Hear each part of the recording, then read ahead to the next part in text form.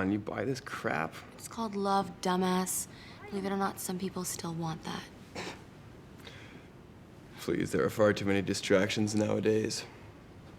Porn sites, the dating sites, cheating sites. You really think if this guy had Girl House, he'd have acted this way? Welcome to the Horror Movie Showdown, Episode 2, the series where horror movies are reviewed and rated against each other. And in this episode, we'll take a look at one of the most well-known slasher movies out there. In fact, it is so well-known that they even made a series out of it. Yep, you got it. It is Scream. Scream was the slasher movie that jump-started the second golden era of slasher movies in the mid-90s. As a kid, I remember everyone at school referring to Scream as the scariest movie ever. But nowadays, I would rather consider it a meta-slasher or even a comedy. I was home watching television. The Exorcist was on. Got me thinking of you. The movie starts out with a twist on the classic babysitter urban legend. We have a stranger who keeps calling. Hello? But suddenly you No. find out that he's right outside of the house. Why do you want to know my name? I want to know who I'm looking at. What did you say? Scary stuff. The killer is really obsessed with horror movies. And if you answer his horror movie questions incorrectly, the punishment is death. I'm sorry. That's the wrong answer. No, it's not! No, it's not! It was Jason! Afraid not.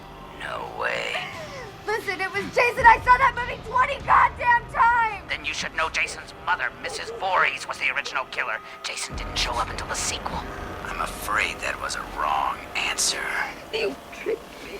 Lucky for you, there's a bonus round. But poor Steve, I'm afraid he's out.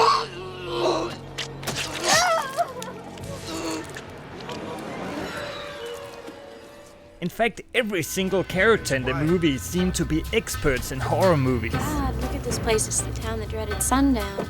Yeah, I saw that movie. It's about a killer in Texas, huh?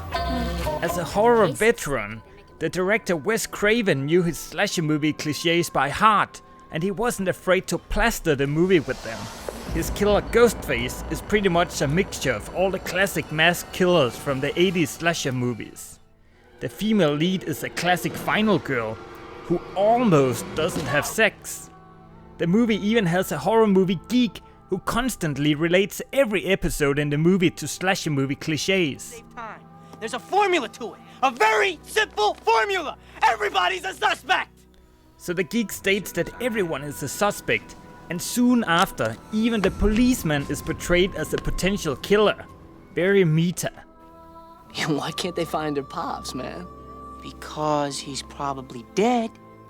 His body will come popping up in the last reel somewhere. Sex Well, is death. guess what happens in the end of the movie? Never drink or do drugs. Never, ever, ever, under any circumstances say, I'll be right back. Because you won't be back. I'm getting another beer. You want one? Yeah, sure. I'll be right back! Okay, we get it already. We are inside of a slasher movie. The movie is overly filled with horror movie references, and a ton of them are to Wes Craven's own movies. And just look at this guy, Freddy. The plot is a whodunit type of plot. Nothing out of the ordinary. By now Scream has been parodied to death. Listen, asshole! And the movie itself is even a parody.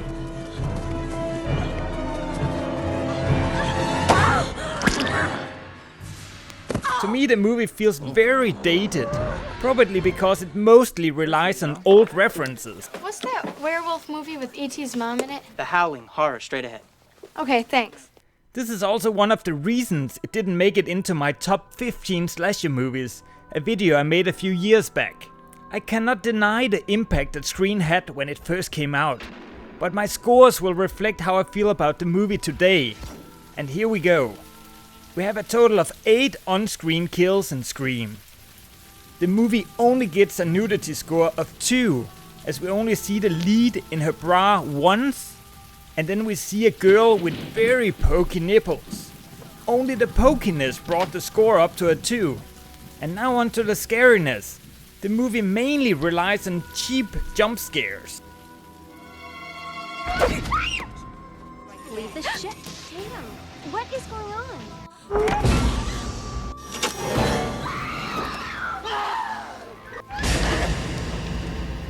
Sorry, I didn't mean to scare you.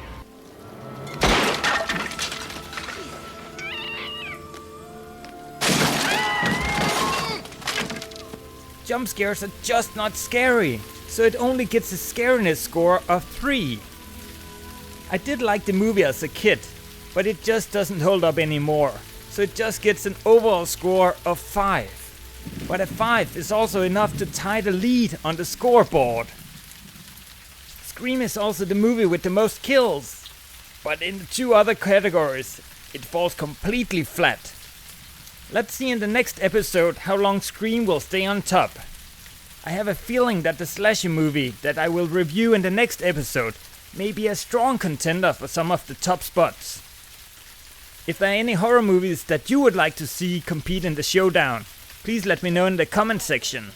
And I will catch you later. I got one. Here it is, right? I'm gonna slash and gash, cut another hole in your ass. I spill blood on the walls, then play tennis with your balls. If the phone rings, don't answer the call. Gonna slit your throat, fuck you like a goat, peel your foreskin off, and make a winter coat. Peace.